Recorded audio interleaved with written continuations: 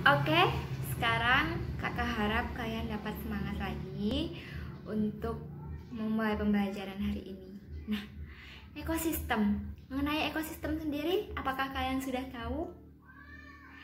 Ya, pasti kalian sudah pernah belajar di SMP. Ekosistem itu merupakan hubungan timbal balik antara komponen abiotik dan biotik di dalam suatu lingkungan. Nah, di dalam suatu lingkungan itu banyak sekali ada hubungan timbal balik yang saling menguntungkan dan saling merugikan terhadap proses pertumbuhan di suatu lingkungan. Nah, di dalam lingkungan sendiri, di dalam ekosistem sendiri terdapat unsur abiotik dan unsur biotik. Apakah kalian sudah tahu perbedaannya, adik-adik?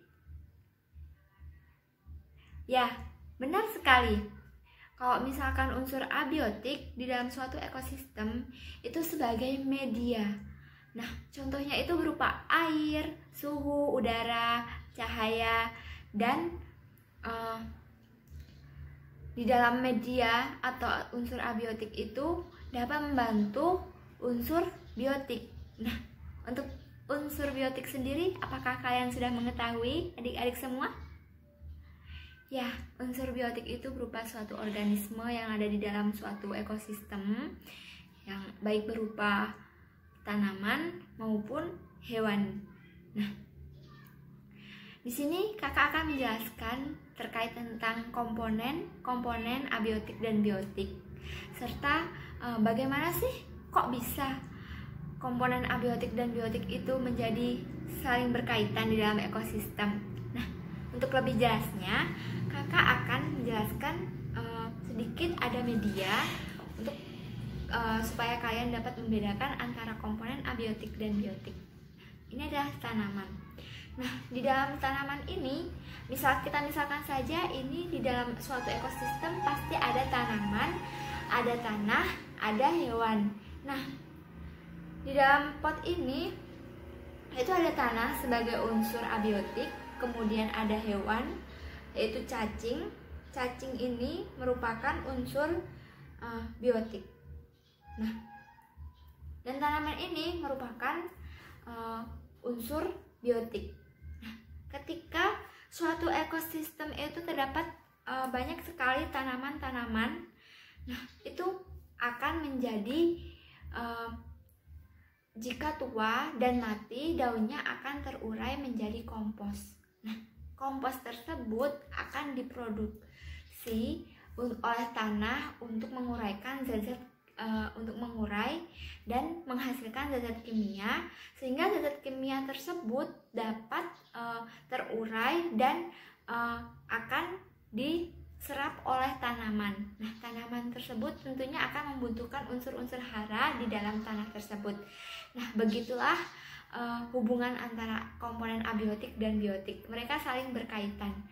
Si tanah memberikan unsur hara kepada tanaman berupa unsur hara yang sudah terurai kepada tanaman. Tanaman dapat memakan unsur hara tersebut dan memprosesnya di dalam daun untuk memasaknya, untuk menghasilkan fotosintesis dan menghasilkan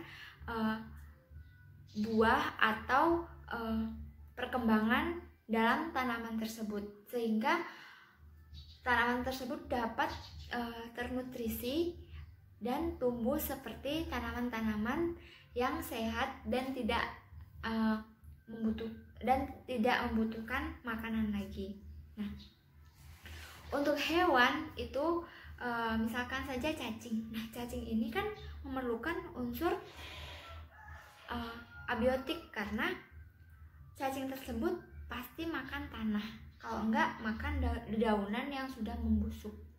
Jadi antara abiotik dengan biotik itu saling berkaitan, biotik dengan abiotik itu juga saling berkaitan, sehingga terbentuklah hubungan timbal balik di dalam suatu ekosistem.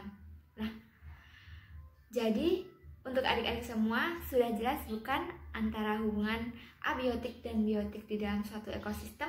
Namun di dalam ekosistem itu tidak hanya tanaman yang saya contohkan ini. Ya, di dalam ekosistem tuh di dalam suatu ekosistem pasti banyak sekali tanaman dan unsur-unsur abiotik dan biotik yang saling berkaitan sehingga membentuk rantai makanan, jaring-jaring makanan. Nah, dalam rantai makanan itu terdapat suatu konsumen. Nah, konsumen itu berupa misalkan cacing memakan si daun yang sudah tua atau sudah mati. Kemudian ketika cacing itu menjadi konsumen, maka si tanah juga memakan si cacing itu karena si tanah menguraikan cacing tersebut agar dapat diolah menjadi unsur hara, dan dapat juga si cacing membantu si tanah untuk menguraikan unsur hara yang terdapat di dalam tanah. Sehingga di dalam ekosistem itu pasti akan ada hubungan timbal balik antara komponen abiotik dan komponen biotik.